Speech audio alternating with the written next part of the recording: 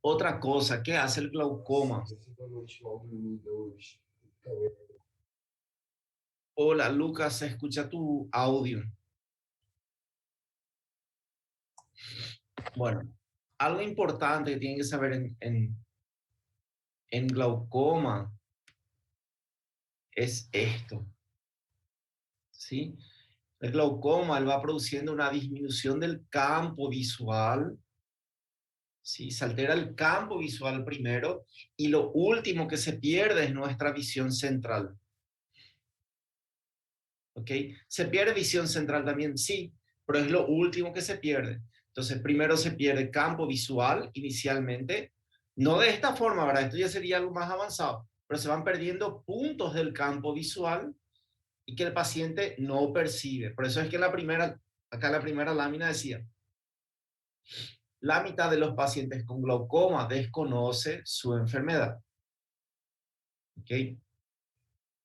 Otra cosa, la mayoría de los diagnósticos de glaucoma, o sea, muchos de los diagnósticos de glaucoma son al azar. Es decir, el paciente viene a consultar por otra cosa, el paciente viene a consultar por su presbicia, para cambiar sus lentes, el paciente viene por una conjuntivitis, el paciente viene por otra cosa.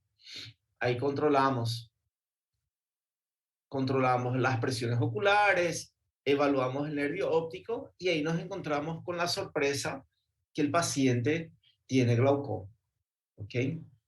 Entonces vamos a ir, entonces, ¿cómo encontramos el diagnóstico? Uno, lo que dijo el compañero, enseguida vamos a hablar de las presiones oculares. Otra cosa es el aspecto del nervio óptico. Este es un nervio óptico sano, fíjense, de coloración rosada. Acá en el centro hay una parte más blanca, que es la excavación. Acuérdense de esto. Entonces, la papila del nervio óptico va a tener dos componentes, el anillo neuroretiniano más la excavación. Acuérdense de esto. Entonces, la papila o cabeza del nervio óptico se le puede llamar también. Generalmente se le llama más papila. Está formado por el anillo neuroretiniano más la excavación. Y en el glaucoma, ¿qué es lo que va a pasar? Disminuye el anillo neuroretiniano y aumenta la excavación.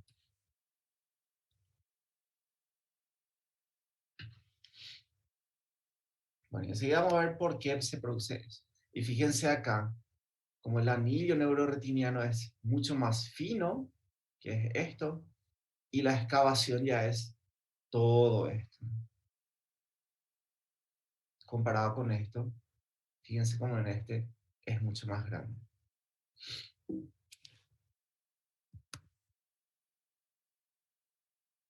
Bueno, vamos a ir aprendiendo de a poco.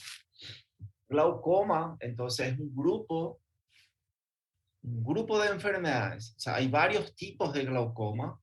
Entonces, es un grupo de enfermedades donde hay una afectación del nervio óptico, o sea, son neuropatías ópticas que son crónicas y progresivas. O sea, son lentamente progresivas, generalmente. ¿Sí? Son lentamente progresivas, donde van muriendo los axones de las células ganglionares. ¿Se acuerdan que dieron en retina? Las células ganglionares que dan origen a la capa de fibras nerviosas. Bueno, entonces mueren las células ganglionares, mueren esas fibras nerviosas, ¿sí? Y el paciente va perdiendo inicialmente campo visual o agudeza visual, o sea, visión periférica es lo que el paciente va perdiendo inicialmente. Ah, y la visión central, el paciente puede perder, sí, también puede perder, pero es lo último, generalmente es lo último que se afecta.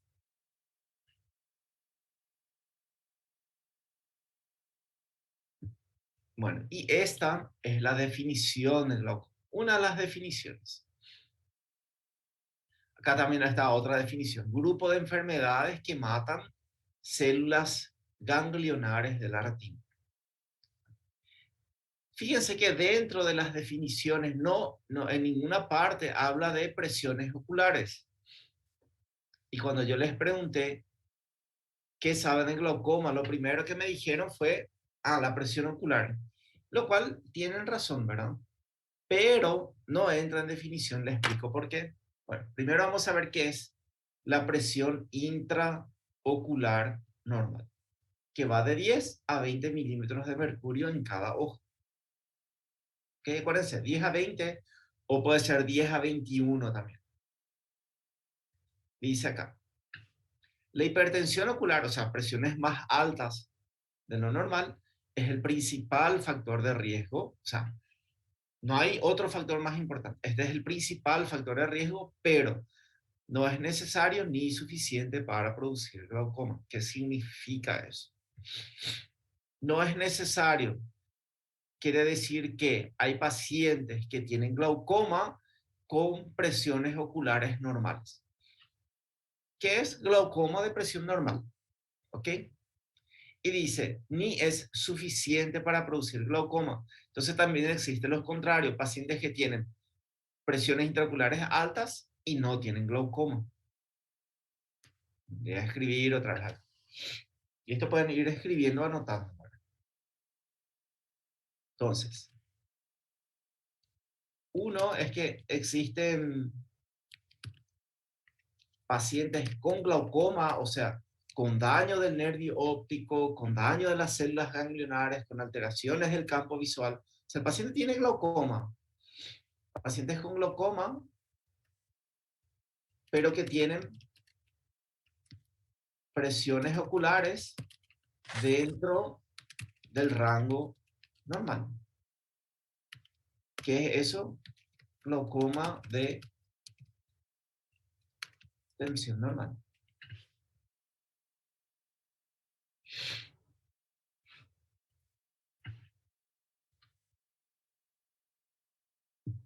Vamos a lo otro. Existen personas que tienen presiones intraoculares elevadas, es decir, más altas del rango normal, ¿sí? Pero sin señales de glaucoma. ¿Qué son esos pacientes? Son hipertensos oculares. O sea, tienen un factor de riesgo, no tienen la enfermedad. Bien, ¿se entendió eso?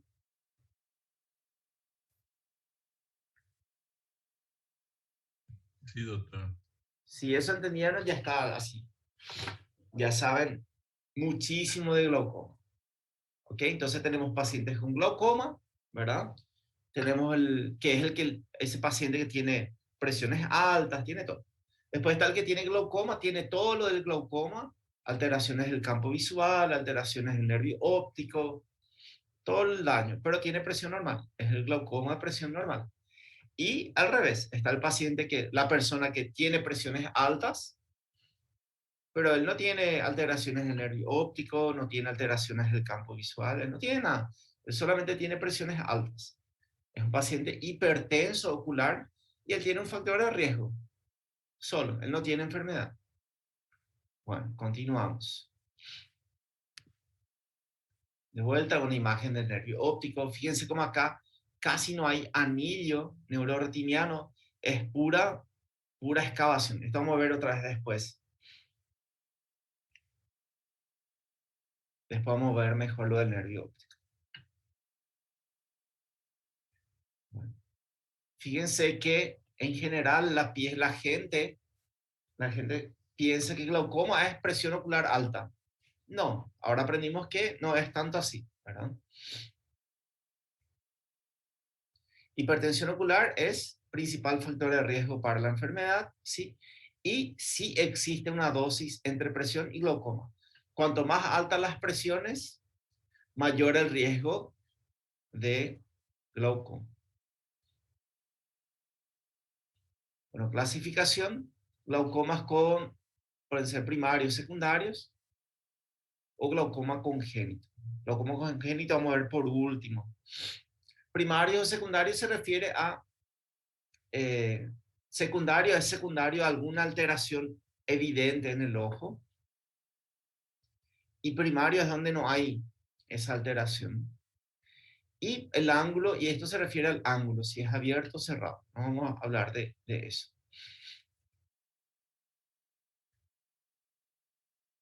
En primer lugar. ¿A qué se refiere el ángulo? Dice glaucoma de ángulo abierto, glaucoma de ángulo cerrado. Bueno, ¿qué es el ángulo? Es el ángulo entre la córnea y el iris, que normalmente tiene que ser abierto. ¿Ok? A medida que el iris se va acercando a la córnea, se va cerrando o se va estrechando este espacio de la cámara anterior. ¿Ok? Y ahí cuando tenemos un ángulo cerrado, estamos hablando de otro tipo de glaucoma. ¿Sí? Entonces, lo normal es que sea un ángulo abierto y es el más frecuente para nosotros. Después vamos a hablar del ángulo cerrado, que es totalmente diferente. No nos compliquemos con eso.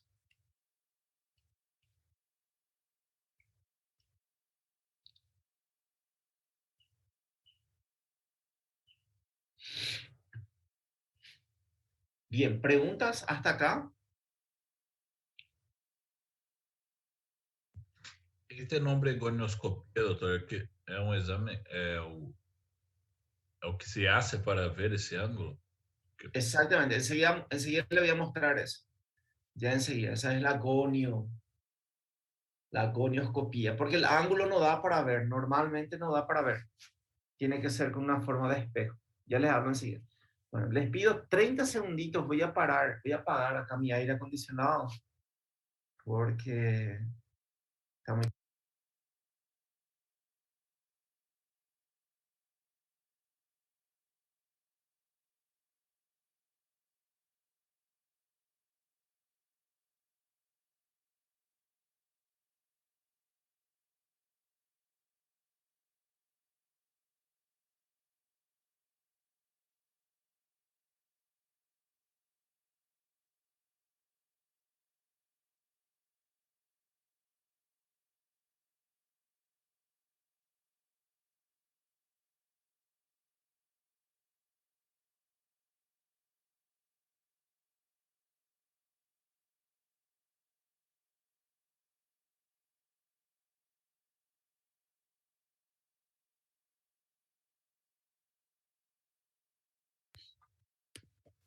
Bueno, continuamos. Bueno, entonces el tipo más importante o más frecuente para nosotros es este, y en el mundo, ¿verdad? Es el glaucoma primario de ángulo abierto y es el tipo de glaucoma que uno estudia como, digamos, como base y después si quiere leer los otros tipos, ¿verdad? Porque hay varios tipos, hay unos 20, 30 tipos de glaucoma. Pero primero sabemos este, que es el más frecuente y el que nos sirve para entender el resto. Bueno, tienen que saber estos, factores de riesgo mayores, factores de riesgo menores, ¿verdad? Y cuando hablamos de menores, realmente es un factor de riesgo menor. O sea, que un paciente tenga diabetes. Ah, ¿será que va a tener glaucoma? No, tal vez incida, pero muy poco. Diabetes, miopía alta, migraña, hipotiroidismo, hipertensión arterial también, ¿sí? Es un factor de riesgo menor, o sea, la gente piensa, ah, doctor, yo tengo presión alta, presión arterial alta, seguro tengo presión alta del ojo. No, no, no es así, incide muy poco. Bueno, y vamos a hablar con los que sí inciden más. Lejos es la presión intraocular elevada, ¿ok? Ya dijimos, cuanto más altas las presiones, mayor el riesgo de glaucoma. Bueno, para los americanos, ¿verdad? Cuando ellos hacen sus estudios, ellos dicen, ok, los de raza negra y los latinos tienen más que los de raza blanca. Ok. Bueno, para nosotros que somos latinos, la raza negra es un factor de riesgo. Los de raza negra tienen, y yo me percibo eso, que ellos me parece que tienen más y es más agresivo aparentemente el glaucoma en pacientes de raza negra. Bueno, la vejez, las edades avanzadas es un factor de riesgo. La excavación de la papila aumentada, que vamos a explicar enseguida que es el 0,6, que para mí más que un factor de riesgo, es un signo de enfermedad, ¿verdad? La córnea más fina también es un factor de riesgo. Y los antecedentes familiares. O sea, que el paciente me diga, ah, doctor, yo tengo papá o mamá con glaucoma. Entonces es una obligación, ¿verdad?, controlar a ese paciente. Generalmente, les digo, en la práctica, a partir de los 40 años, pacientes de 40 años en adelante, nosotros controlamos presión intraocular, evaluamos nervio óptico, ¿sí? Hacemos un tamizaje para buscando pacientes con glaucoma. Ahora el paciente me dice, doctor, mi papá tiene glaucoma, el paciente tiene 25 años. Ok, ahí yo le controlo antes de los 40. ¿Por qué 40? Es muy difícil encontrar antes de los 40. Inclusive con 40 años es difícil encontrar pacientes con glaucoma. Es generalmente más frecuente a partir de los 50, 60, 70 años. Ahí sí se vuelve un poco más frecuente. Pero antes es raro encontrar. Bueno, entonces acuérdense eso. Presiones oculares altas, cuanto más altas, mayor el riesgo de glaucoma. Cuanto más altas las presiones, mayor el riesgo de encontrar glaucoma y mayor el riesgo de la gravedad del paciente. La raza negra para nosotros es un factor de riesgo. Las edades avanzadas, la excavación de la papila mayor a 0, igual o mayor a 0,6, que yo les dije, más que un factor de riesgo, es una señal de enfermedad. La córnea fina y los antecedentes familiares. Bueno, y acá quiero hacer un paréntesis y quiero explicarle esto de las edades avanzadas. Bueno, y quiero que me digan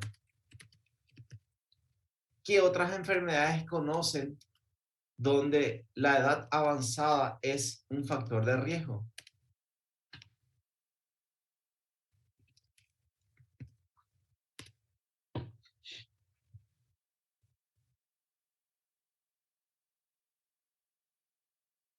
¿Saben? ¿Alguna patología donde la edad avanzada sea un factor de riesgo? No hace falta que sea del ojo, puede ser de lo que ustedes sepan. Insuficiencia, Alzheimer, profe. ¿Cómo? Alzheimer. Perfecto, me encanta. Dale, Alzheimer. Después, insuficiencia renal, una insuficiencia renal, ajá, con la bueno, disminución de insuficiencia los renal, complementos. ¿verdad? Generalmente es por hipertensión arterial, ¿verdad? Porque la hipertensión arterial también uno va encontrando cada vez más a medida que aumentan las edades avanzadas. Bueno.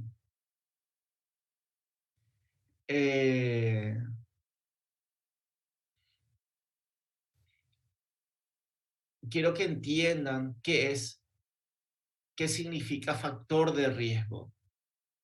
Bueno, a ver, ¿alguien me explica qué significa factor de riesgo?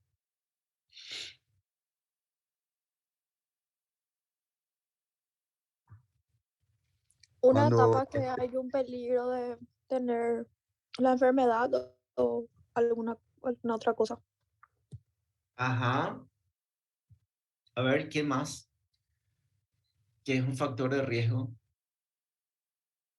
Porque eh,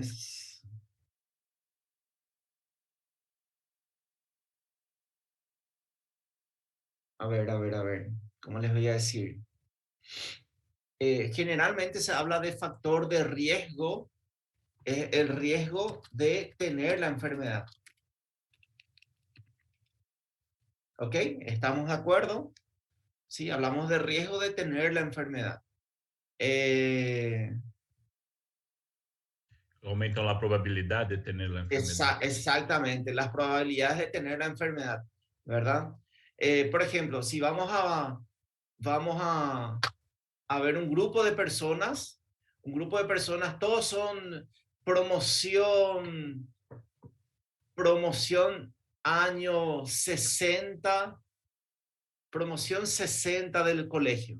No, perdón. A ver, yo soy promoción 97, tengo 41. ¿Quién es promoción 77? Ok, promoción 77 del colegio, tienen todos 60 años. Sí, un equipo de fútbol, ¿verdad? Están ahí entre 11, ¿verdad? Promoción 77, todos tienen 60 años y va a jugar porque es un torneo del colegio y va a jugar contra la promoción 57, todos tienen 80 años, 11 jugadores también. Bueno, si yo voy a comparar esas dos poblaciones, una población tiene 60 años, la otra población tiene 80 años, ¿dónde hay más chances de encontrar pacientes con Alzheimer? ¿En la población de 60 o en la población de 80? 80. La población de 80, porque a medida que aumenta la edad de la población, aumenta el riesgo de encontrar la enfermedad, ¿cierto?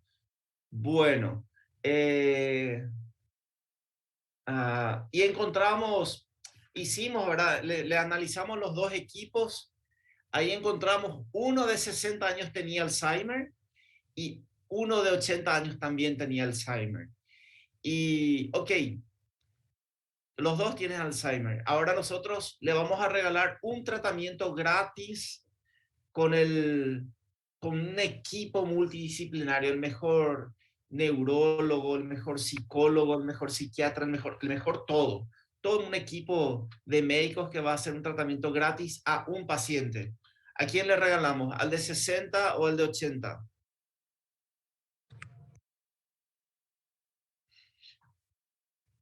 ¿A quién le regalamos? ¿Al de 60 o al de 80? 60, prof. Súper bien. Explícame por qué. Porque a chance de sobrevida é maior. Perfecto, sí. También la enfermedad es lentamente progresiva, ¿verdad? Entonces, ese paciente que con 60 ya tiene Alzheimer, imagínense cuando él esté con 80, hay que ver si llega a los 80 años, ¿verdad? La enfermedad va a ser más grave en ese. Entonces, existen factores de riesgo que son cada factor de riesgo es diferente. O sea, hay un factor de riesgo de encontrar la enfermedad, ¿sí? Bueno, ahora seguramente muchos habrán escuchado o leído sobre COVID, ¿verdad? Coronavirus. ¿Cómo hacemos para encontrar la enfermedad?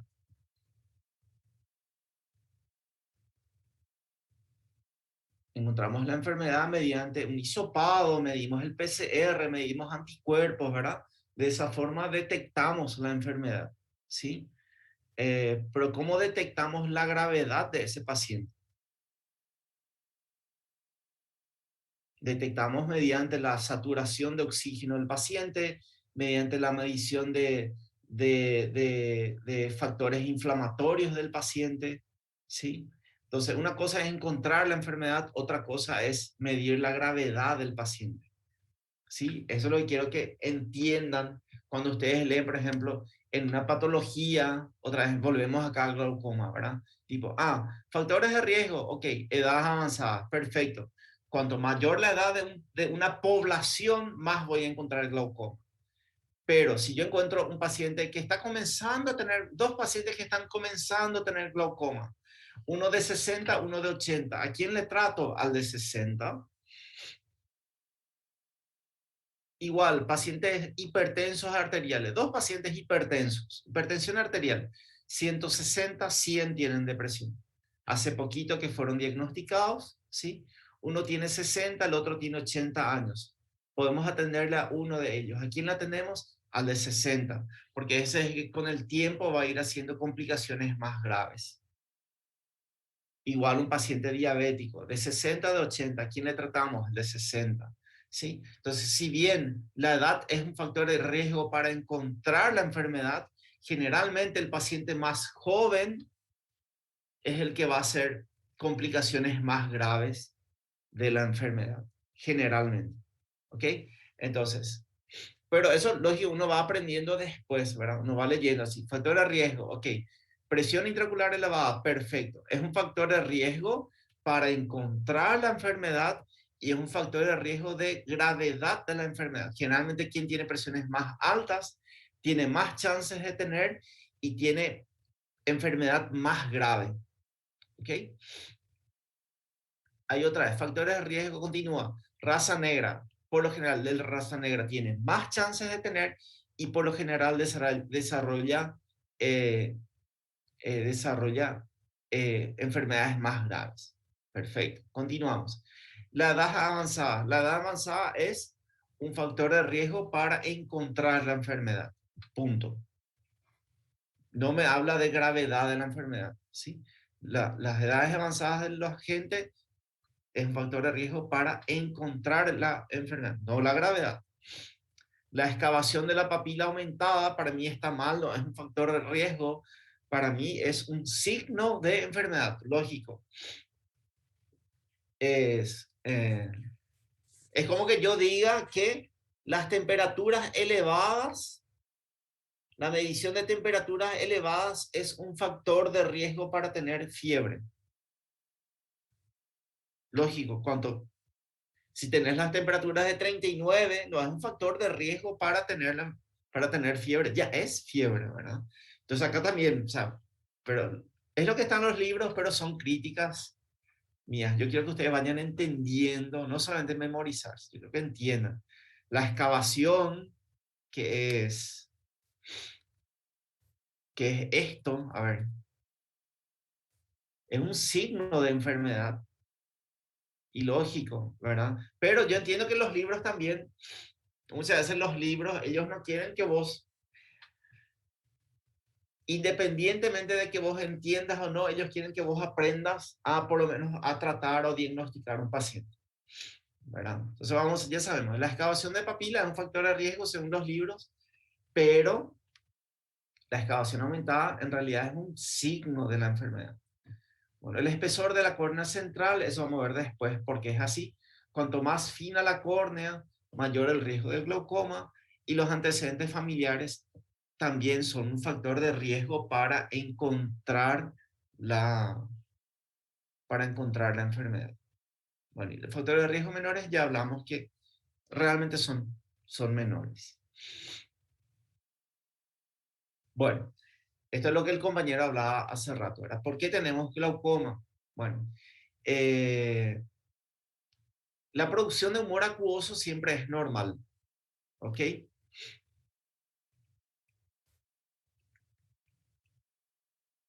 El humor acuoso se produce en los procesos ciliares, el humor acuoso pasa a cámara posterior, pasa por la pupila y llega a, ¿dónde está el?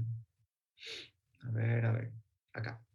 Procesos ciliares, pasa por la cámara posterior, cámara anterior, y al final llega al ángulo irido corneal a nivel de la malla, y la malla es donde se absorbe el humor acuoso. Eso es lo normal.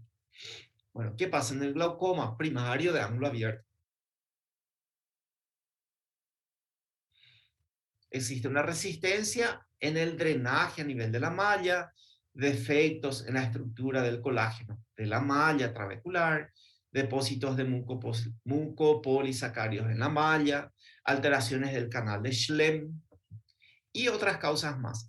La lámina cribosa es el tejido conjuntivo de la papila óptica. ¿Ok? Les muestro, bueno. La papila óptica está formada por fibras nerviosas más tejido conjuntivo, que es la lámina cribosa. ¿Ok? Entonces, lámina cribosa es el tejido conjuntivo del nervio óptico. Alteraciones en la vasculatura del nervio óptico, alteraciones en la presión del líquido cefalorraquídeo, ¿verdad? Son otras teorías más de por qué se produce el glaucoma. O sea, la principal de todas es esta, ¿sí? La alteración es el drenaje a nivel de la malla trabecular. ¿Okay? Y de vuelta, otros mecanismos, ¿verdad? Presiones intraoculares elevadas dañan el nervio óptico. O las presiones intraoculares elevadas dañan los vasos sanguíneos del nervio óptico. Son mecanismos que se proponen.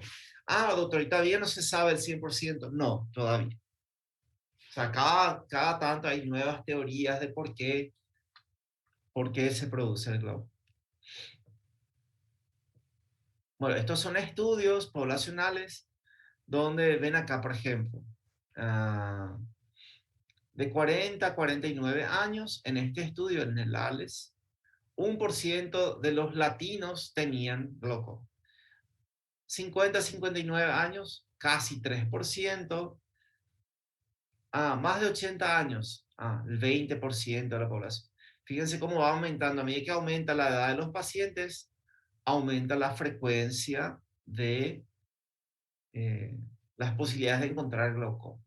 Por eso que yo les digo, ¿verdad? A partir de los 40 años, evaluamos, ¿verdad? El paciente viene por otra cosa, no importa. Controlamos presión ocular, controlamos nervio óptico. O sea, es muy raro encontrar pacientes con 40, 49. Es uno de 100 personas. Ahora, si vamos buscando pacientes mayores, ya es más frecuente. Bueno, esto es súper importante entender.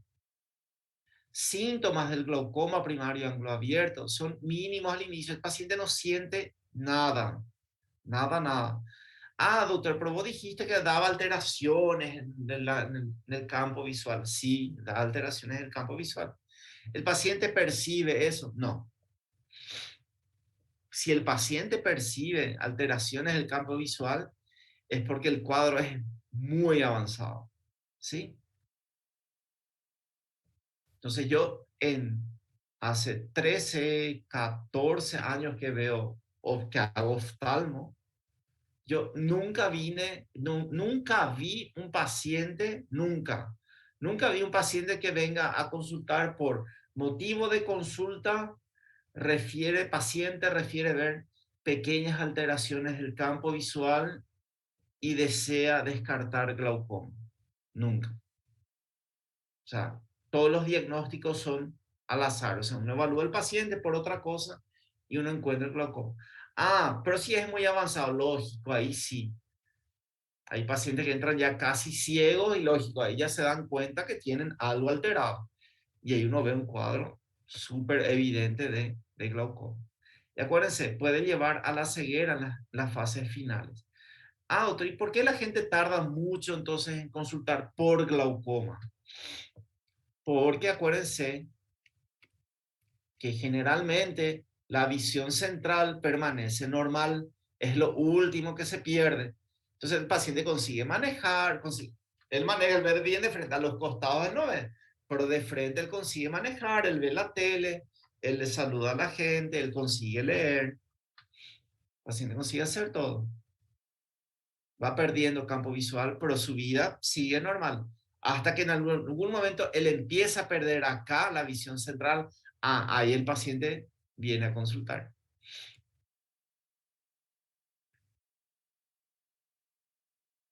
Entonces, para determinar el diagnóstico, debe identificarse alteraciones en campo visual, alteraciones del nervio óptico, ángulo, presión intraoculares elevadas. Bueno.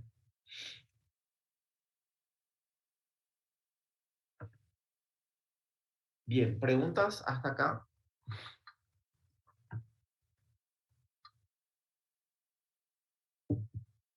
¿Estamos bien? Está bien. Una cosa que les quiero decir, y es algo que tengo que repetir en cada clase, ¿verdad? La clase es mucho más agradable para mí si es que ustedes hacen preguntas. ¿Por qué? No sé, pero es más agradable. Ahora, yo no sé si para ustedes es más agradable si, tenemos que preguntar algo. No, no tienen que nada. Si quieren hacer preguntas, pueden hacer. Bueno, acá les muestro una imagen de la retina. Acuérdense que, ¿verdad? El glaucoma es una enfermedad de las células ganglionares que dan origen a las fibras nerviosas, y todas estas fibras nerviosas se unen a nivel de la papila para formar el nervio óptico. ¿Ok? Entonces, ¿qué pasa en el glaucoma? Van muriendo estas células ganglionares, mueren las fibras nerviosas, y uno detecta eso a nivel del nervio óptico, a nivel de la papila. ¿Ok? Bueno. ¿Dónde hay mayor concentración de células ganglionares? Acá, a nivel de la fóvea, ¿sí? Y estas células ganglionares dan origen a sus fibras nerviosas, que se dirigen así al nervio óptico. Y todas las fibras acá de la fóvea. Bueno, esas son las fibras maculares o fibras foveales, ¿ok? Van directo acá hasta el nervio óptico. Bueno, ¿y qué pasa con el resto de las fibras nerviosas? Bueno, las que son también temporales acá arriba y abajo hacen, fíjense, esta forma de los vasos sanguíneos, hacen hacen esta dirección y se les llama justamente fibras arqueadas, fibras temporales arqueadas, ¿ok? Entonces, a nivel temporal tenemos las fibras foveales, tenemos fibras arqueadas, y a nivel nasal tenemos las fibras nasales, ¿ok? Bueno. Las fibras más resistentes al glaucoma son estas fibras. ¿Okay? El paciente tiene glaucoma, pero estas son las fibras que aguantan hasta el final, las fibras foveales. Por eso es que el paciente mantiene su visión central, su agudeza visual. ¿Ok?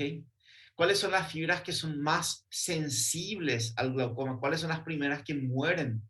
Las fibras temporales, arqueadas. ¿Ok? Y las fibras nasales tienen una sensibilidad intermedia, que es lo que les puse acá. Continuamos. ¿Cómo medimos el campo visual? Cada vez existen mejores técnicas para evaluar el campo visual. Son estudios computarizados. Acá la paciente se olvidó de agarrar. Este es el joystick. O sea, el paciente tiene algo en la mano y cada vez porque es así, el examen es de un ojo, es un fondo blanco, ¿ok? Acá en el fondo de la máquina hay un fondo blanco, ¿ok?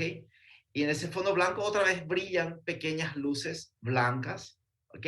De menor o mayor intensidad, y el paciente le va avisando al equipo, o sea, esta paciente tenía que haber agarrado acá el joystick, y el paciente le va avisando que él vio el estímulo, ¿sí? El equipo es espectacular porque si el paciente trata de ver con su agudeza visual, él va moviendo el ojo, el equipo detecta, el equipo es muy, muy bueno. Es tan bueno el equipo que es muy difícil hacer el estudio. Ese es el problema del campo visual, ¿verdad? Pero es lo que tenemos. Entonces, existen equipos que miden la sensibilidad del campo visual. Este es un resultado. Esta mancha negra acá es la mancha ciega de Mariotte, que es fisiológico. Algún día les voy a enseñar cómo encontrar la mancha ciega de Mariotte. Es un pequeño punto en nuestro campo visual donde nosotros no vemos. Bueno, fíjense, acá este es un esquema, ¿verdad? De cómo se van produciendo alteraciones del campo visual, acá en verde. Fíjense cómo muestra acá la forma arqueada, justamente porque son las fibras arqueadas las que se dañan inicialmente, y luego va avanzando eso. Y lo que muestra acá es cómo va progresando la alteración del campo visual, y también va progresando las alteraciones del nervio óptico. O sea, la excavación va aumentando progresivamente y las alteraciones del campo visual también van empeorando progresivamente.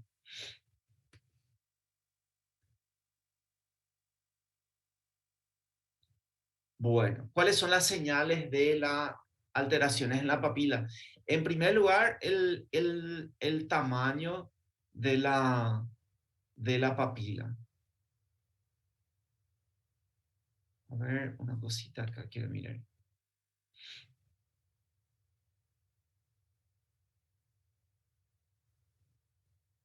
Bueno, vamos a continuar un poquito más, después vamos a hacer el receso. Bueno, esto quiero que entiendan. Siempre estamos hablando, el nervio óptico, la papila, ¿verdad? Tiene el anillo neuroretiniano y la excavación. Bueno, ¿qué es eso? Fíjense que esto es un vaso. Un vaso. Y donde vamos, lástima que tengo té todavía, pero vamos cargando fibras nerviosas en el nervio óptico. ¿Ok? Vamos cargando. ¿Cuántas fibras nerviosas tiene cada nervio óptico? Tiene 1 millón de fibras nerviosas. ¿Ok? 1 millón de fibras nerviosas. A ver, ahí ven mi vaso. No suponemos que este vaso está lleno de fibras nerviosas. Tiene 1 millón acá de bolígrafos o de fibras nerviosas. ¿Ok? Entonces, hay espacios vacíos en mi vaso. Si yo tuviese 1 millón de bolígrafos, de mini bolígrafos, tendría muy poco espacio. ¿Sí? Pues está lleno de bolígrafos, está lleno de fibras nerviosas. Entonces, la excavación que yo veo es muy poca. ¿Qué pasa si van muriendo fibras nerviosas? Y voy sacando entonces las fibras nerviosas porque mueren. ¿Qué va pasando con mi vaso? Hay cada vez más espacios vacíos. Y es por eso que decimos que el anillo neuroretiniano es grande en la papila normal y la excavación es pequeña. A medida que hay glaucoma y ese glaucoma va progresando, el anillo neuroretiniano va disminuyendo, o sea, las fibras nerviosas van disminuyendo y la excavación va aumentando cada vez más. Bueno, ¿entendieron eso? Doctor, Porque si entendieron... más o menos, se poder repetir todo más Es lo que les dije. Es lo que les dije. Acá. La papila o cabeza del nervio óptico está formado por el anillo más la excavación. O sea, el anillo es lo que está formado por fibras nerviosas. Y la excavación es el espacio que no hay nada, hay una excavación. ¿Ok? Bueno. Entonces en el glaucoma va disminuyendo el anillo y va aumentando la excavación. ¿Por qué? Porque van muriendo fibras nerviosas, mueren las fibras nerviosas, entonces queda un espacio cada vez más vacío. Por eso es excavado, o sea, es como que alguien está cavando ahí. Por eso es ese término de excavación.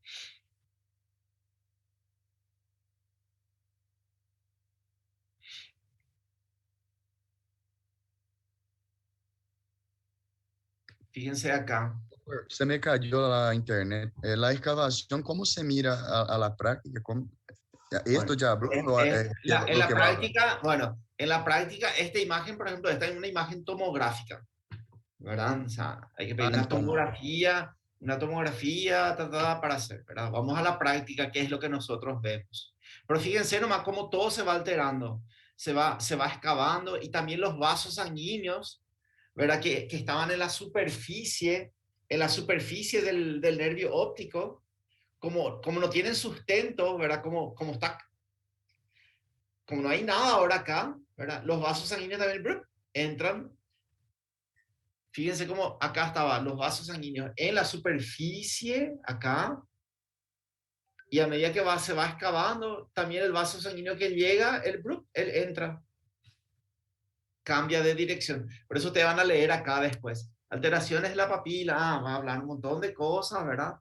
De todas las alteraciones que se pueden ver en el nervio óptico. Si ustedes miran acá, ahí se entiende todo.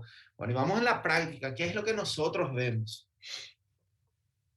Nosotros vemos esto, o sea, uno hace un examen de fondo de ojo, ¿sí? Para evaluar nervio óptico, para evaluar retina, y lo que uno ve es esto, ¿sí?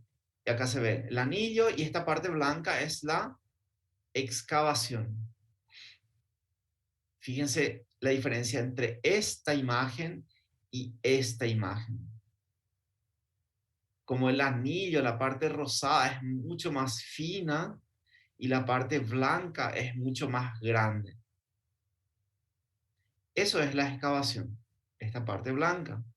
Bueno, ¿y qué es el 0,5, el 0,6, el 0,3 que hablábamos? Bueno,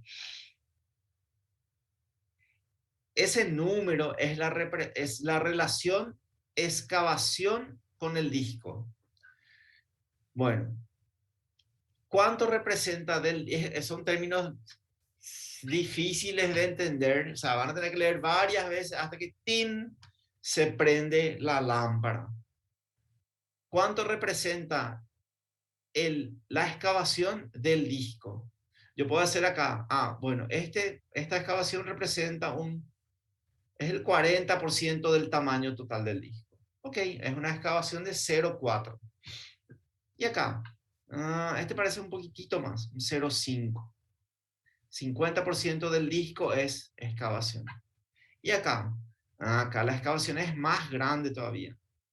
Este es un 0,7 más o menos. 70% del disco, yo veo acá, puedo medir en la horizontal, así, yo digo, 70% es excavación. Y puedo medir también en la vertical. Entonces yo puedo decir, en la horizontal es un 0,7 y en la vertical es un 0,6 o un 0,8. O sea, yo puedo medir en la horizontal y en la vertical. Seguimos tratando de que entiendan. Igual acá, fíjense, apenas se nota acá. ¿Verdad? Si medimos bien, miramos bien, ok, es 0,3, ok. Y acá, no, acá ya es más evidente. Ok, es un 0,6 más o menos. Y acá ya es todo excavación. Ya es 100% excavado. Por eso le digo, fíjense cómo los vasos sanguíneos también cambian de dirección a medida que se va excavando. Otra señal también es la nasalización de los vasos. Fíjense cómo acá los vasos sanguíneos van todos en el centro y a medida que se va aumentando la excavación, los vasos se van nasalizando, se van hacia la parte nasal, van hacia adentro. Bueno, y acá les puse, bueno, existen otras técnicas computarizadas, que te miden. El HRT mide el espesor de las fibras nerviosas. Acá está la capa de fibras nerviosas que llegan al nervio óptico. Bueno, hay equipos que miden el espesor de las fibras nerviosas. Hay equipos que miden el tamaño del nervio óptico, de la papila, de la excavación. Te miden todo y hacen el control con otros pacientes, con otras personas normales. Hay varias formas de medir el nervio óptico.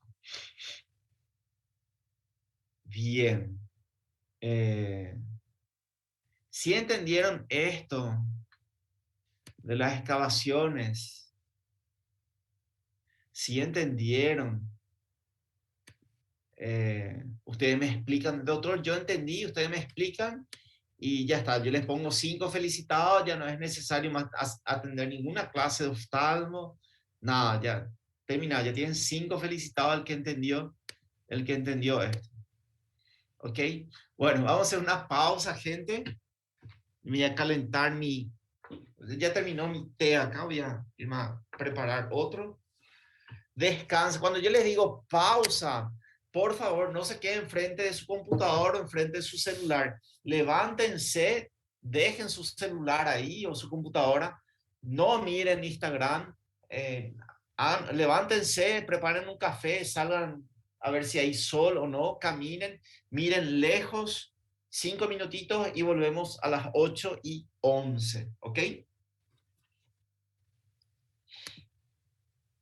Ok, doctor. 8:11 horas. Dale.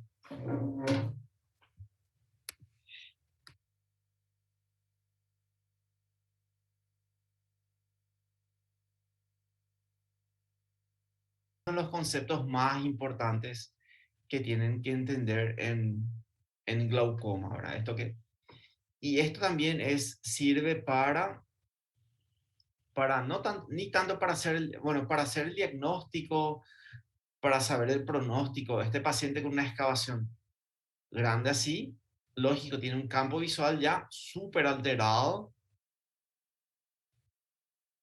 Este paciente es normal, probablemente. Y este paciente de 0,5, 0,6, yo tengo que determinar si realmente es glaucoma o no. Puede ser normal un 0,6. Puede que sí también. ¿Por qué? Porque si hay pacientes, hay personas que tienen el nervio óptico más grande, o sea, el vaso, de vuelta el ejemplo del vaso, tiene un vaso más grande para las mismas 1 millón de fibras nerviosas. Entonces, es normal que en ese paciente, al tener un vaso más grande, tenga una excavación más grande. Entonces, al ver así, es muy fácil hacer el diagnóstico. Ahora, cuando yo tengo un paciente con una excavación de 0,5, 0,6, ahí yo entro en la duda, ¿será que es glaucoma o no, verdad? Y ahí yo voy evaluando las otras cosas más. Tiene presiones altas, tiene alteraciones del campo visual. Todo eso me ayuda a hacer el diagnóstico. Pero no les pregunté, ¿me escuchan? ¿Consiguen ver mi pantalla? Perfecto. Ya, súper. Bueno, las presiones. Dijimos, las presiones normales van de 10 a 20 o 10 a 21. Si uno mide las presiones oculares durante todo un día, por ejemplo, yo puedo agarrar un paciente y yo le controlo desde las 7 de la mañana hasta las 5 de la tarde, cada 1 hora le voy controlando las presiones. Y las presiones pueden variar durante el día. Aumenta, disminuye, ¿verdad? Puede haber fluctuaciones. Lo normal es que fluctúe desde el mínimo hasta el máximo. Lo normal es hasta 5. Si hay fluctuaciones más altas, eso también es sospechoso va a favor de glaucoma, ¿verdad? Hay una prueba que los libros describen, nosotros hacemos muy poco. Yo creo que antes se hacía más, no sé por qué se dejó, pero es así, es controlar la presión del ojo del paciente, se controla, esa es su presión basal, le hacemos tomar 1 litro de agua en más o menos 5 minutos y luego le vamos controlando cada 15 minutos, le vamos controlando las presiones. Si se dan aumentos de más de 3 milímetros, comparado con el valor basal, eso también va hacia glaucoma. Bueno, gonioscopía, que hace rato me preguntaron, ¿verdad? O me comentaron. Bueno, mirar acá.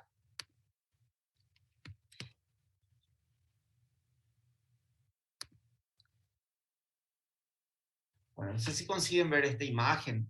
Bueno, esta es una lupa, se llama, este es el gonioscopio de Goldman o lente de 3 espejos. Con esta lente yo consigo ver el fondo de ojo y estos de acá son espejos. Y con uno de esos espejos yo consigo ver el ángulo de la cámara anterior y voy evaluando las diferentes estructuras que consigo ver en ese ángulo. Y de esa forma determinar, ¿verdad? Acá se ven las estructuras del ángulo. Consigo evaluar si ese ángulo es más abierto o más cerrado. Esa es una de las formas de evaluar acá. Normalmente sin la lente no da para ver estas estructuras. ¿Ok? Acá de vuelta, ¿verdad? Se ven 1, 2, 3, 4, 5 estructuras que uno consigue ver en el ángulo de la cámara anterior. que es esto, ahora la línea de Schwalbe, el trabeculado, el espolón, ¿verdad? Son diferentes estructuras que uno consigue ver en la gonio. Continuamos. Bueno, dice, la evolución del glaucoma primario ángulo abierto es lentamente progresivo, por lo general es asimétrico. O sea, es bilateral, afecta a ambos ojos, pero puede ser asimétrico.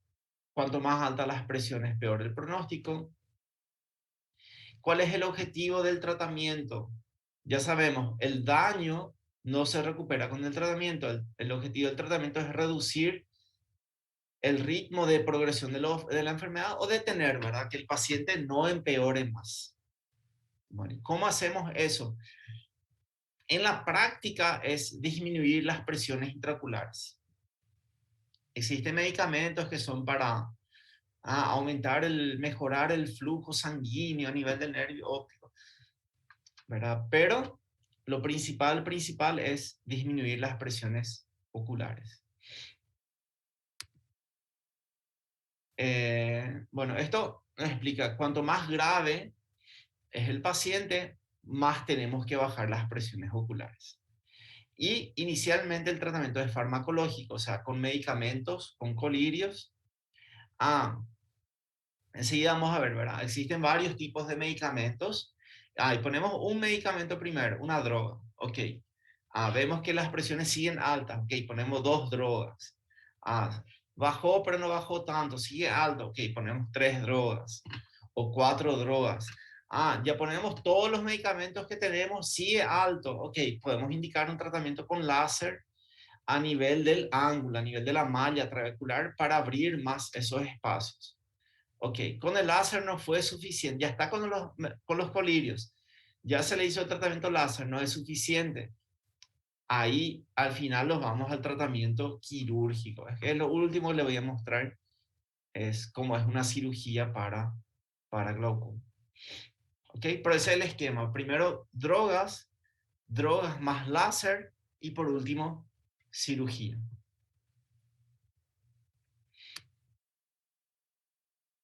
Bueno, este es el estudio del AGIS. Bueno, eran pacientes ya con glaucomas avanzados y lo que ellos midieron fue, ok, si el paciente llega a presiones de 20, mantiene presiones de 20, ¿qué pasa con el campo visual en el tiempo? En 8 años, 96 meses. Bueno, los pacientes que mantenían presiones de 20, se vio que el campo visual seguía empeorando. Y con 15, también empeoraba, pero menos. Y con los que mantenían presiones de 12, el campo visual se mantenía su nivel. O sea, no se constataba un empeoramiento con presiones de 12. Por eso es que en la práctica nos gusta mantener, en los pacientes que tienen glaucoma, nos gusta mantener las presiones entre 10 y 15. Es lo ideal. Bueno, acá un concepto súper importante, ¿verdad? El 90% de los hipertensos oculares no desarrollan glaucoma en 5 años. Bueno, a ver. Supongamos que ustedes tienen un paciente, ¿sí? Ustedes me dicen, doctor, yo quiero que vos le veas a mi mamá. ¿Y cuántos años tiene tu mamá? Mamá tiene 60 años. Bueno, y le evaluamos, ok. Y ella tiene un nervio óptico sano, excavación de 0,3, no tiene alteraciones del campo visual, tiene buena agudeza visual, está todo bien. Pero tiene presiones de 22 en ambos ojos. ¿Qué tiene nuestra paciente? O bueno, olvídense que es la mamá de ustedes. Es una paciente X. Paciente de 60 años con buena agudeza visual, sin alteraciones del nervio óptico, sin alteraciones del campo visual, con presiones intraoculares de 22 milímetros de mercurio en ambos ojos. Ambos ojos.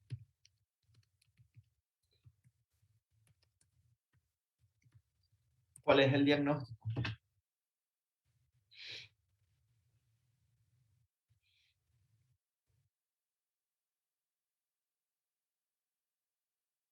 Hipertensión intraocular. Hipertensión ocular, perfecto. ¿Qué hacemos? Ese es nuestro diagnóstico. Bueno, tenemos diagnóstico y podemos ver el pronóstico. ¿Saben lo que es pronóstico? Por ejemplo, muchísimo le voy a hablar de pronóstico. ¿Qué es pronóstico?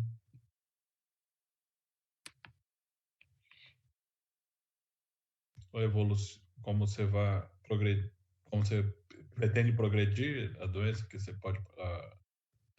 Pronóstico es previsión, ¿verdad? No habla de pronóstico del tiempo, previsión del tiempo, ¿verdad? ¿Será que va a llover o no va a llover? ¿Será que va a ser frío o no? ¿Verdad? ¿Qué será que va a tener ese paciente con presiones de 22? Bueno, ¿qué nos dicen los estudios? Los estudios nos dicen que el 90% de los hipertensos oculares no desarrollan glaucoma en 5 años. Lógico, dependiendo de las presiones, sobre todo si las presiones son de 21 a 24, esto funciona.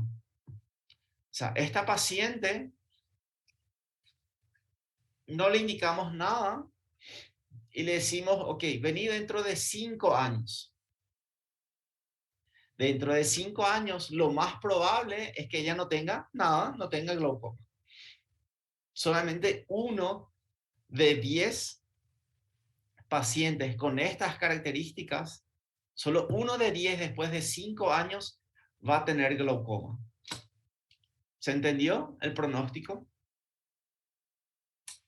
Bueno, ahora la pregunta, ¿qué hacemos? ¿Tratamos o no tratamos?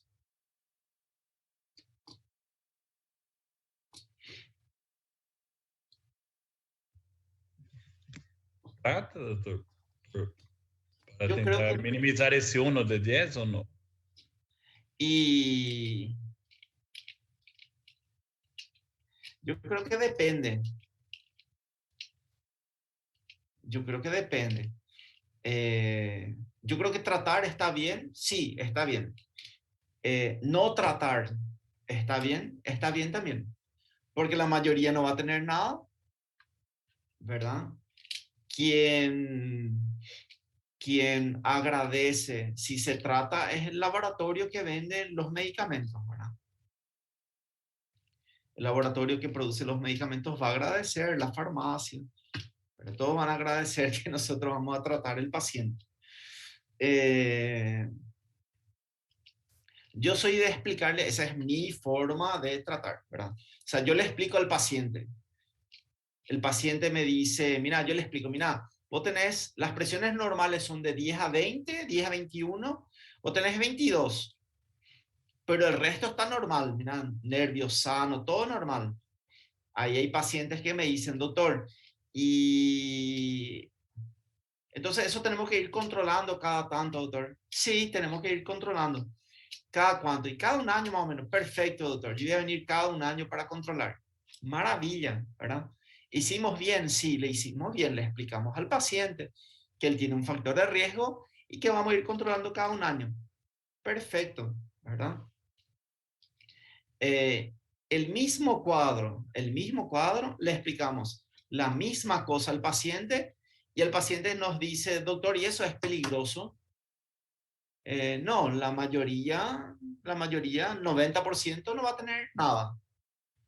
Ah, doctor, pero yo tuve un vecino, mi tía se quedó ciega por glaucoma, doctor. Ella se quedó ciega, no ven nada ahora. Ay, doctor, yo no quiero tener esa enfermedad. ¿Qué hacemos con esa paciente? Le dá a opção de tratamento. Tratamos, ¿verdad? Ese paciente es súper ansioso. Si yo no le trato, yo sé que él se va a ir con otro médico para tratarse. ¿Se entiende? Entonces, hay pacientes que necesitan ser tratados y otros que no, que es verdad que uno puede llegar a un acuerdo con el paciente y decir, vamos a ir controlando cada una. Hay pacientes también que, doctor, ¿por qué? ¿Cómo es el tratamiento, doctor? No, y el tratamiento es colocar un colirio para bajar la presión ocular. ¿Y cómo? Y es una vez al día o 2 veces al día. Doctor, y pasame nomás el colirio, me voy a poner, por si acaso me voy a poner nomás ya. Perfecto, es como que el paciente decide, el paciente te ayuda a tomar la decisión.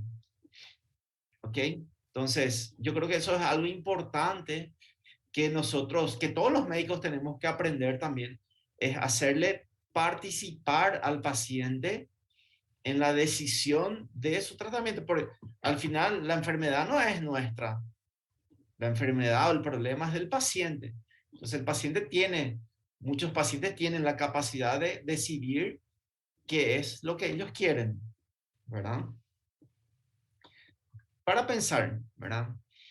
Bueno, entonces, como le digo, hipertensión ocular es un factor de riesgo, no es una enfermedad. Y uno evalúa paciente por paciente si trata o no trata. Bueno, continuamos. Esto ya vimos. Voy a sacar este.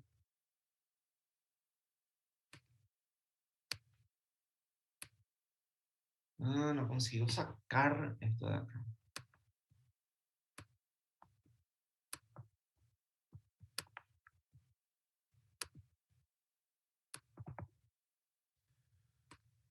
Bueno, esto ya vimos. El ángulo. Distribución de la presión intraocular en la población. Hay gente que tiene inclusive presiones más bajas de lo normal. Hay pacientes que tienen presiones más altas. Sabemos, ¿verdad? Cuanto más altas las presiones, mayor el riesgo. Otras cosas que sabemos. Las mujeres en general tienen presiones oculares más altas que los hombres. Otra cosa que sabemos es que las presiones oculares aumentan a medida que vamos envejeciendo, las presiones oculares también van aumentando. Otra cosa que sabemos es, si comparamos personas sanas comparadas con personas con glaucoma, las presiones oculares son mucho más altas en las presiones con glaucoma y también las fluctuaciones durante el día, acá están las horas del día, las fluctuaciones de las presiones en los pacientes con glaucoma son mucho más altas que la población normal. Bueno, ¿cómo medimos las presiones intraoculares? Existen diferentes formas, diferentes equipos para medir las presiones intraoculares. En todas ellas, el concepto es más o menos el mismo, ¿sí? Bueno, vamos a explicar con este equipo, que es el equipo estándar para medir la presión ocular. Se coloca una gota de anestésico, 1 o 2 gotas de anestésico, se espera 1 minuto, y luego el equipo hace contacto con la córnea central, ¿sí? Y uno va, fíjense cómo acá está, uno va aumentando o disminuyendo, o sea, uno va aumentando con qué fuerza el equipo va a aplanar la córnea. Es como tener una pelota de fútbol que no está súper inflada, sí, está inflada. Bueno, y nosotros aplicamos una fuerza para, la pelota es redonda, aplicamos una fuerza en una parte de la pelota para aplanar, ¿sí? Cuanto más fuerza necesitamos para aplanar la pelota, mayor es la presión de la pelota. Cuanto más fuerza necesitamos para aplanar la córnea, mayor es la fuerza, mayor es la presión ocular. ¿Sí? Esa es la forma indirecta que tenemos de medir las presiones oculares. E como você sabe que se aplanou a córnea, doutor? Você vê plana em esse aparato? Sí, nosotros, fíjate que acá hay una mira, ¿sí? Y la mira, a ver si consigo mostrarles.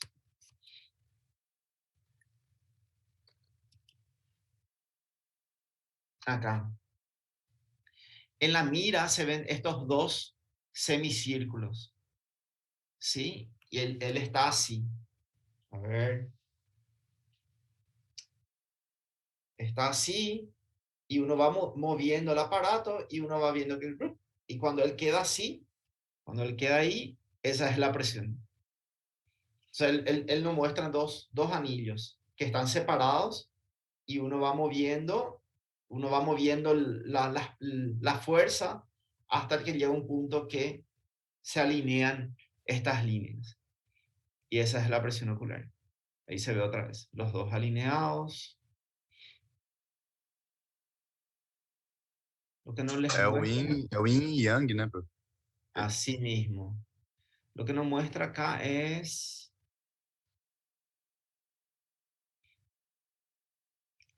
después hay otros equipos, por ejemplo, que miden, soplan aire y recibe otra vez el aire y ve cuánto es la presión. Hay equipos que, por ejemplo, hay otros equipos que lanzan la punta de un bolígrafo, ¿verdad? Y uno pone en contacto, ahí uno aprieta el botón y él mide 10 veces, ¿verdad? Y él te pasa el promedio otra vez.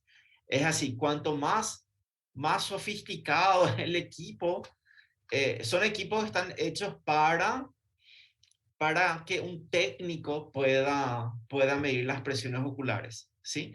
Pero no son tan exactos, ese es el problema. Es más fácil, pero no es exacto. Y este equipo, que parece tan fácil, es poner ahí y ir moviendo y hasta que los dos se alineen. Espectacular, parece fácil. No, uno tiene que hacer 1000 veces hasta que por fin, entendí qué es lo que son las líneas, por fin entendí. O sea, son equipos que no son fáciles de entender, no son fáciles de hacer, digamos. O sea, requieren de mucha práctica, ¿sí?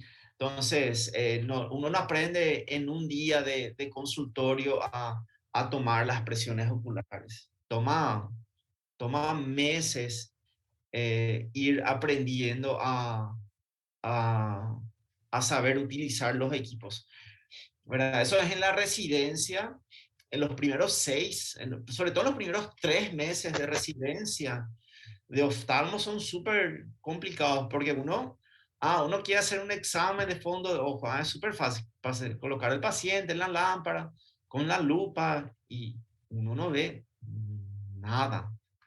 O sea, o tomar la presión, uno no ve nada. Hace tal cosa, uno no ve nada. Entonces, lógico, siempre acompañado de alguien, ¿verdad? Pero después uno va aprendiendo uno tras otro, hasta que uno consigue dominar la técnica, ¿verdad? Pero va el concepto, ¿verdad? Son diferentes equipos que se utilizan para medir las presiones oculares. Bueno, glaucoma de presión normal es básicamente igual al ángulo abierto, pero el paciente tiene presiones normales. 1 de cada 3 pacientes con glaucoma es de presión normal, o sea, es relativamente frecuente, más en mujeres mayores de 60 años. De vuelta, el glaucoma es más frecuente en mujeres mayores de 60 años. Puede tener ciertas alteraciones características en el campo visual, que son las alteraciones seco-centrales, o sea, alteraciones alrededor de la mancha ciega, por eso seco, alrededor de la mancha ciega de Mariotte, y el tratamiento es similar al glaucoma primario, ¿verdad? Es bajar las presiones intraoculares.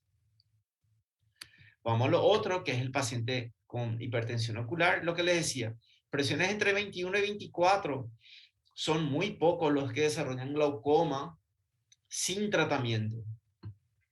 Y hay un estudio que es espectacular, ¿verdad? Que se hizo así, por ejemplo. Pacientes que tenían 21 a 24 y no tenían nada, no tenían glaucoma, no tenían nada. Ok, ¿qué hacemos? ¿Tratamos o no tratamos? Perfecto. Ellos trataron a la mitad de la gente y a la otra gente no le trataron. ¿Qué pasó?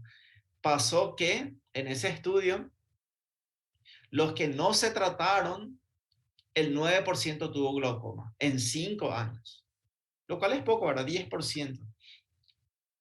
Y los que se trataron, ¿qué pasó a los 5 años? Los que se trataron de forma preventiva, ¿verdad? Preventiva, se trataron y igual el 5% tuvo glaucoma.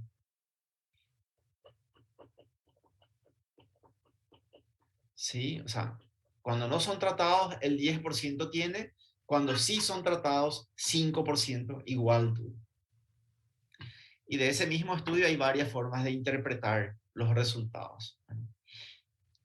Vamos a ir viendo eso después. No nos Professor, e é nesses casos que você já começou, por exemplo, com não tinha glaucoma e se tratou e depois desenvolve glaucoma, aí já vai a outro tratamento nesses 5 anos, o laser e... Sí, sí, en la práctica es así, ¿verdad? Ponerle que vos tenés un paciente, tenemos un paciente con 24 de presión. Ok, tiene ya una excavación de 0,5, 0,6. Ok, vamos a tratar. Perfecto, tratamos, bajamos a 15 las presiones, ¿sí? Bajamos a 15 y le vamos controlando al paciente. Y después de 5 años nos damos cuenta que el paciente sigue progresando. O sea, empeoró otra vez. La excavación aumentó, el campo visual empeoró. ¿Qué es lo que vamos a hacer? Vamos a bajar más las presiones. Bajamos a 12. Perfecto. Después con el tiempo, acuérdate que la enfermedad es lentamente progresiva. Lentamente años, ¿verdad? Entonces, bajamos después a 12. Muy bien. Sigue empeorando. Ok, bajamos a 10. Sigue empeorando, esperando vos. O sea, la presión normal es de 10 a 20. O sea, tampoco menos de 10. Vos ya está con todas las drogas. ¿Qué más lo que podemos hacer? Y si el paciente sigue empeorando, ok, entonces le hacemos el tratamiento con láser. Pues ya no tenemos más drogas que darle a ese paciente. Hacemos el tratamiento con láser. Al paciente sigue empeorando. Ok, hacemos una cirugía. ¿Verdad? Las cirugías son raras, no son frecuentes. El último paciente a quien yo le hice una cirugía de glaucoma era un paciente que él ya fue operado de catarata, no fue operado conmigo, fue operado en otra ciudad. Y después de su cirugía, él hace el glaucoma. Y tenía presiones muy altas, presiones de 30. Le pasamos todos los medicamentos posibles, bajó a 20 y él seguía empeorando. Entonces ahí nos decidimos por la cirugía, ¿verdad? Entonces es el último recurso cuando el paciente sigue empeorando. Bien. Bueno, continuamos.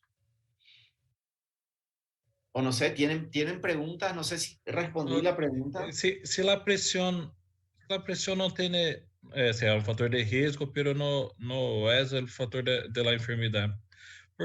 Pero ¿qué hace la hipertensión que lesiona las fibras ganglionares? ¿Una isquemia? Hay varias teorías. Una es eso que vos decís, la isquemia, ¿verdad? Va alterando los vasos sanguíneos a nivel del nervio óptico, ¿sí? Hay teorías que dicen que la presión ocular va dañando directamente las células ganglionares en la retina, ¿sí? Hay teorías que dicen que no, que lo que las presiones oculares van dañando son las fibras nerviosas a nivel del nervio óptico. ¿Sí? O sea, hay varias teorías de por qué se producen esas lesiones, ¿verdad? Otra vez la pregunta es ¿por qué? ¿Por qué puede pasar que una presión, por ejemplo, de 18 en un paciente, el paciente es normal, y en otro paciente con las mismas presiones, ese paciente queda ciego? ¿Verdad? Entonces, existirían pacientes o ojos más sensibles y otros ojos que son más resistentes a la enfermedad.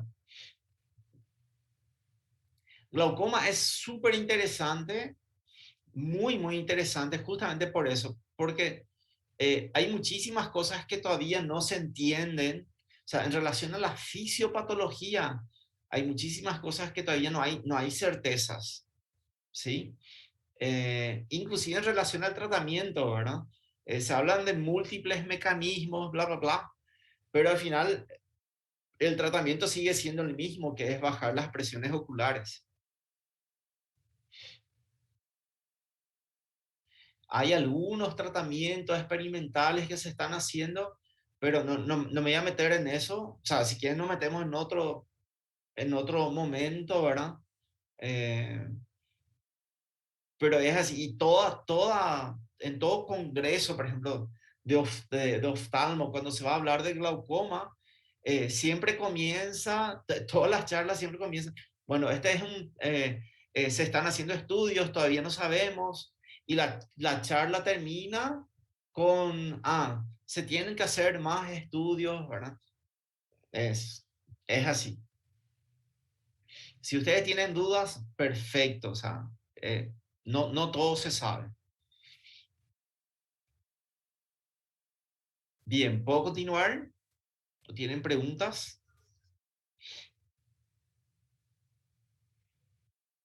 Yo no, gracias. Dale, dale.